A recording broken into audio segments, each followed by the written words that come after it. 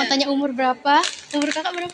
Saya 19 tahun. Kakak ini? Sama saya 19 tahun. Saya juga 19 tahun. Oke, baik, makasih ya kak. Izin Kak, mohon maaf mau menanya umurnya boleh? Boleh, umurnya 23 tahun. Saya juga 23 tahun. Terima kasih Kak. Permisi Kak, Iya. izin bertanya. Di sini saya mau bertanya, sekarang usia kakak berapa ya Kak? Oh, sekarang usia kami baru menginjak 18 tahun. Oke, makasih Kak. Sama. Permisi Kak, izin bertanya kalau boleh tahu usia kakak sekarang berapa ya? 20, 19. Masuk 20. Makasih ya Kak. Kak, izin bertanya, umur kakak berapa ya? 18. Kakaknya? 18. 18. 18. Kakaknya yang itu 18. Oke, makasih ya Kak. Kak, izin bertanya, umur kakak tahun ini berapa ya kak? Kali ini umur kakak 19. Oh, baik, terima kasih kak.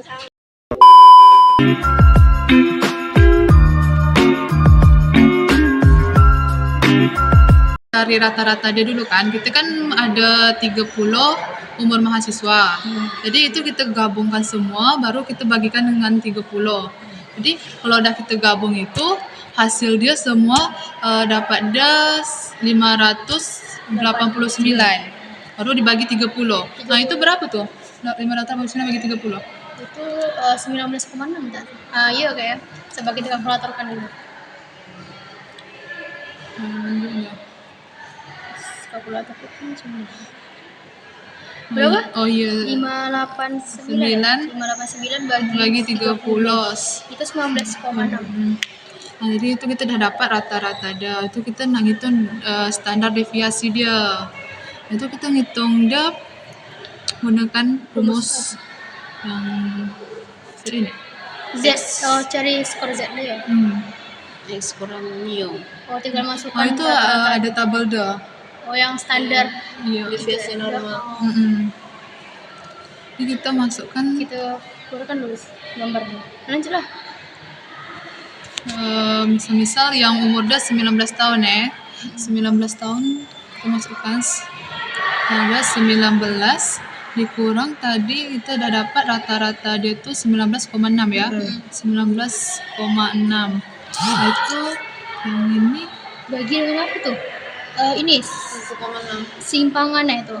Simpangan baku deh. Sigma. oh sigma ya 1,6. 1,6. Berapa itu? Min 0,6 bagi 1,6 lah. Nah, iya.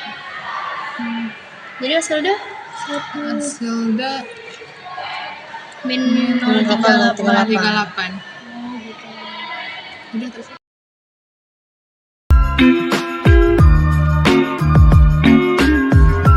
Assalamualaikum warahmatullahi wabarakatuh. Selamat pagi semuanya. Perkenalkan, kami dari kelompok 4. Di sini kami akan mempresentasikan hasil diskusi kami mengenai distribusi norma standar. Perkenalkan, saya Rita Yuliani. Saya Nur Alfi Pratiwi. Saya Putri Jelita. Saya Claudia Gultom. Saya Sonia Pascal Bahasa Siregar. Baik, di sini pemateri pertama yaitu Nur Alfi Pratiwi dengan materi variabel acak kontinu. Kepada Nur Alfi, saya persilahkan. Nah, di sini saya akan menjelaskan apa itu variabel acak kontinu. Di mana variabel acak yang nilainya tidak dapat dihitung itu disebut variabel acak kontinu. Nah, variabel acak kontinu ini dapat memiliki nilai apapun pada satu atau beberapa interval. Adapun definisinya yaitu variabel acak kontinu adalah variabel yang dapat mengasumsikan nilai apapun yang terkandung dalam satu atau lebih interval yang disebut variabel acak kontinu. Nah, berikut ini adalah beberapa contoh variabel acak kontinu. Yang pertama yaitu ada panjang suatu ruangan. Yang kedua, waktu yang dibutuhkan untuk perjalanan dari rumah ke tempat kerja. Yang ketiga, ada jumlah susu dalam 1 galon, atau perlu dicatat bahwa kita tidak memperkirakan 1 galon harus berisi tepat 1 galon susu, melainkan sedikit lebih banyak atau sedikit kurang dari 1 galon. Lalu ada berat sebuah surat, dan yang terakhir harga rumah. Selanjutnya saya akan kembalikan kepada moderator. Selanjutnya pemateri yang kedua yaitu Claudia yang akan menjelaskan distribusi norma standar. Yang selanjutnya yaitu yang B, yaitu distribusi normal standar. Distribusi normal baku merupakan kasus khusus dari distribusi normal. Untuk distribusi normal baku, nilai rata-rata sama dengan 0 dan nilai simpangan baku sama dengan 1. Nah, definisinya yaitu distribusi normal baku adalah distribusi normal dengan sama dengan 0 dan 1 disebut distribusi normal baku. Nah, pada gambar di atas itu didefinisikan menjadi nilai Z atau skor Z satuan yang ditandai pada sumbu horizontal, kurva normal, standar dilambangkan dengan dan disebut nilai atau skor. Nilai tertentu memberikan jarak antara rata-rata dan titik yang dipresentasikan oleh dalam bentuk simpangan baku. Nah, pada gambar 6.17 sumbu horizontal diberi label Z, nilai dan sisi kanan rata-rata bernilai positif dan nilai sisi kiri bernilai negatif. Nilai untuk suatu titik pada sumbu horizontal menunjukkan jarak antara rata-rata dan titik tersebut dalam bentuk simpangan baku. Misalnya, suatu titik dengan nilai 2 berada pada simpangan baku di sebelah kanan rata-rata. Demikian pula suatu titik dengan nilai 2 berada di simpangan baku di sebelah kiri rata-rata. Sekian hasil dari usaha. Selanjutnya saya kembalikan kepada moderator.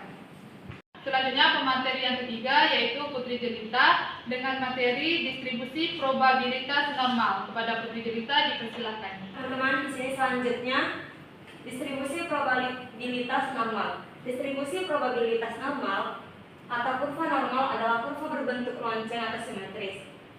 Rata-ratanya dilambangkan dengan U dan simpangan bakunya dengan A.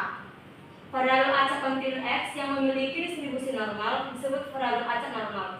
Perhatikan bahwa tidak semua kurva berbentuk lonceng menggambarkan kurva distribusi normal. Hanya jenis kurva berbentuk lonceng tertentu yang menggambarkan kurva normal. Distribusi probabilitas normal ketika diplot memberikan kurva berbentuk lonceng sehingga yang pertama, total luas di bawah kurva adalah 1,0. Yang kedua, kurva tersebut simetris terhadap rata-rata. Yang ketiga, kedua ekor kurva memanjang tanpa batas. Ini saja, saya kembalikan ke moderator.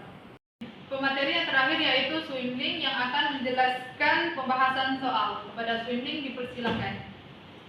Jadi berikut ini adalah contoh dari data primer dan merupakan hasil observasi kelompok kami, yaitu data umum mahasiswa UPRA.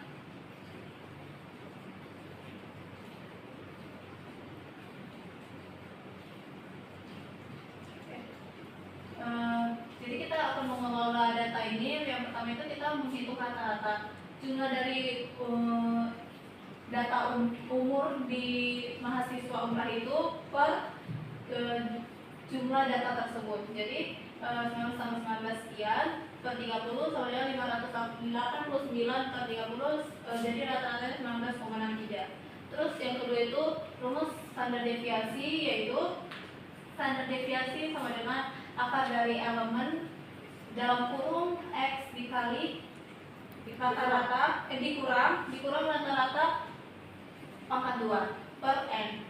Jadi hasilnya itu 82,5866 per 30 sama dengan 2,7526 sama dengan 1,66. Kita lanjut ke contoh soal, yaitu salah satu contoh soalnya itu yang pertama, tentukan probabilitas mahasiswa memiliki usia lebih dari 20 tahun dengan asumsi data mengikuti distribusi normal. Penyelesaiannya itu Z20, kita mau mencari yang 20 tahun, berarti Z20 sama dengan 20 kelas 19,63, itu rata-ratanya per 1,66 sama dengan 0,37 per 1,66 sama dengan 0,22. Jadi Z20 itu kita dapatkan yaitu sama dengan 0,22.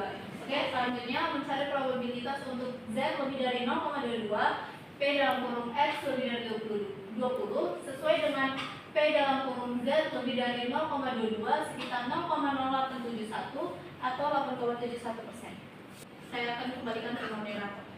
Di sini kami akan menampilkan video hasil pengolahan data kami sebagai berikut.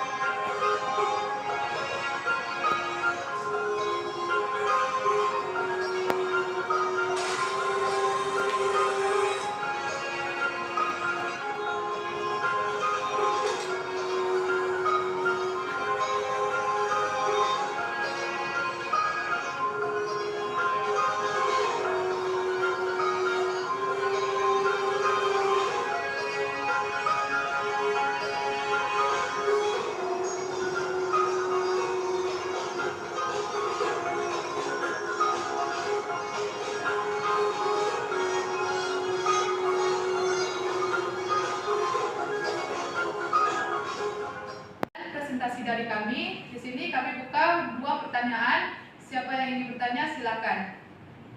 Izin bertanya. Ya. Baik, perkenalkan nama saya Dina Insandi, saya dari kelompok 6. Adapun pertanyaan saya yaitu apa keuntungan mengubah data mentah menjadi data distribusi normal? Baik, terima kasih. Menjawab pertanyaan dari Dina, di mana ia bertanya apa keuntungan mengubah data menjadi distribusi normal. Nah, adapun keuntungannya yaitu mempermudah perhitungan probabilitas. Yang kedua, menyederhanakan interpretasi Z-score. Lalu ada yang ketiga, penyederhanaan interpretasi Z-score. Lalu ada memfasilitasi transformasi dan outlier detection. Lalu yang terakhir yaitu optimalkan model prediktif. Itu adalah keuntungan dari mengubah data menjadi distribusi normal. Jadi bertanya. Iya, silakan. Perkenalkan, nama saya Indrawat, saya dari kelompok 2. Pertanyaannya, apa kekurangan data primer dalam standar deviasi? Sekian, terima kasih. Terima kasih kepada Indrawan. Di sini saya akan menjawab pertanyaan, apa kekurangan data primer dalam standar deviasi? Berikut beberapa kekurangannya. Yang pertama, biaya dan waktu yang tinggi. 2, keterbatasan ukuran sampel. 3, keterbatasan variabilitas data. 4, kesalahan pengukuran. 5, kesulitan dalam normalisasi data. Itu saja, baik, terima kasih. Sekian presentasi dari kelompok kami. Terima kasih kepada teman-teman yang sudah bertanya. Wassalamualaikum warahmatullahi wabarakatuh.